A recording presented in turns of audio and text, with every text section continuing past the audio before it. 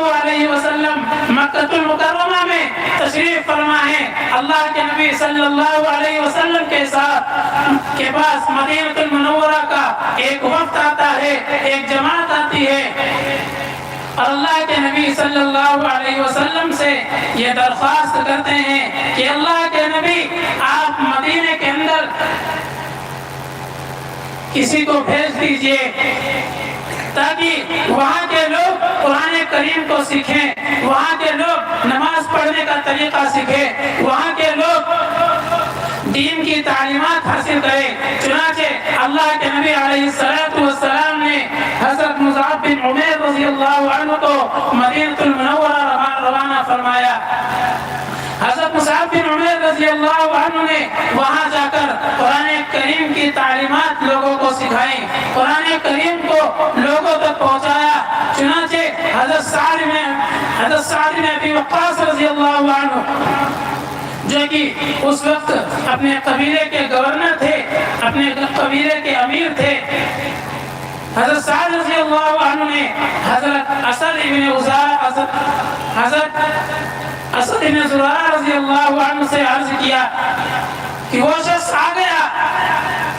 کہ جو لوگوں کو قرآن کریم کی تعلیمات دیتا ہے، جو لوگوں کو ہمارے طریقے سے ہٹا کر اپنے طریقے کے اوپر لے جاتا ہے۔ چنانچہ آپ جائیے، اس کو سمجھائیے کہ وہ جس طریقے کی طرف بلا رہا ہے، وہ جس طریقے کی طرف لوگوں کو دعوت دے رہا ہے، اس طریقے سے باز آ گئے۔ چنانچہ حضرت اسد بن زرارہ رضی اللہ عنہ حضرت سعد بن ابی وقاص رضی اللہ عنہ کے کہنے کے اوپر حضرت مصعب بن عمیر رضی اللہ عنہ کے پاس جاتے ہیں اور ان سے درخواست کرتے ہیں۔ حضرت مصعب بن عمیر رضی اللہ عنہ نے کہا کہ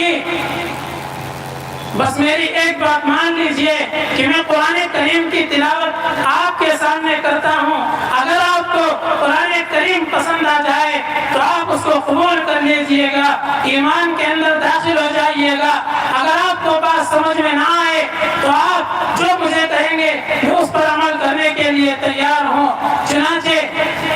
حضرت مصعب بن عمیر رضی اللہ عنہ نے قرآن کریم کی تلاوت کی۔ قرآن کریم کی تلاوت سے حضرت سعد بن زرارہ رضی اللہ عنہ کے دل کے اوپر ایسی کیفیت جاری ہوئی، ایسے دل کے اندر اثر پیدا ہوا کہ جس سے وہ ایمان لے آئے، واپس ہوئے۔ حضرت سعد رضی اللہ عنہ کو بھیجا، حضرت سعد رضی اللہ عنہ تو آتے ہیں حضرت مصعب بن عمیر رضی اللہ عنہ کے پاس اور کہتے ہیں کہ تم لوگوں کو اپنے راستے کی طرف بلا رہے ہو، ایسے راستے کی طرف جو ہمارے آباء و اجداد کا طریقہ نہیں ہے۔ چنانچہ میں قبیلے کا امیر ہوں، تم مجھ سے بات کہو۔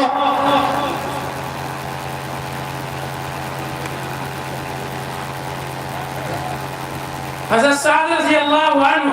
آتے ہیں حضرت مصعب بن عمیر رضی اللہ عنہ کے پاس اور کہتے ہیں کہ میں قبیلے کا امیر ہوں، چنانچہ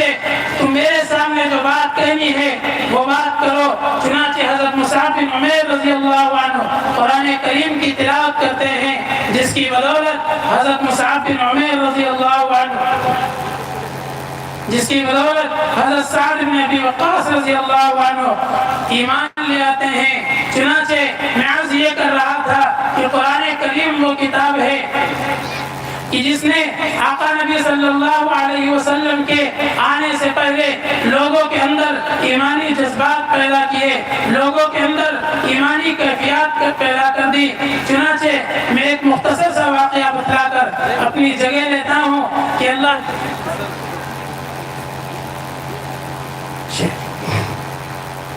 حضرت مصعب بن عمیر رضی اللہ عنہ حضرت ابی بن کعب رضی اللہ عنہ تشریف فرما ہے، اللہ کے نبی صلی اللہ علیہ وسلم آتے ہیں اور کہتے ہیں کہ اللہ کے نبی حضرت مصعب